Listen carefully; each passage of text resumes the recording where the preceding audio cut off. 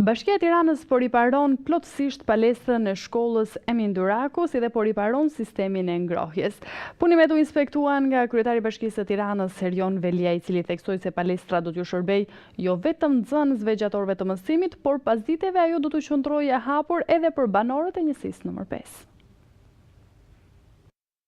Bashkia e Tiranës vijon aksionin e saj për riparimin e të gjitha objekteve arsimore për t'i bërë gati për vitin e ri shkollor. Me nisjen e sezonit të ri arsimor, nxënësit e shkollës Emin Duraku do të kenë gati palestrën e re dhe një sistem funksional ngrohjeje. Duke shfrytzuar kohën e pushimeve të verës, Bashkia e Tiranës po riparon plotësisht palestrën e kësaj shkolle, si dhe po riparon sistemin e ngrohjes. Punimet u inspektuan nga kryetari i Bashkisë së Tiranës Herion Velia, i cili theksoi se palestra do t'i shërbejë jo vetëm nxënësve gjatorëve të mësimit, por pas diteve do të qëndrojë hapur edhe për banorët e njësisë nr. 5. Ne kemi marrë përsipër bashkë me drejtorinë arsimore që të bëjmë një sistemim më të mirë edhe një shpërndarje më proporcionale të shkollave, dhe edhe do t'i lusja prindërve.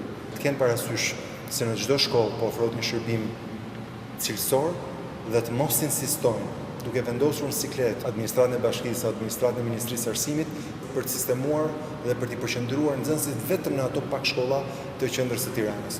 Nxënësit do të shkojnë në shkollën më të afërt të zonës së tyre të banimit, pra aty ku janë rezident, kësaj duke na mundësuar që ne të kemi një shpërndarje sa më proporcionale në të gjithë Tiranën.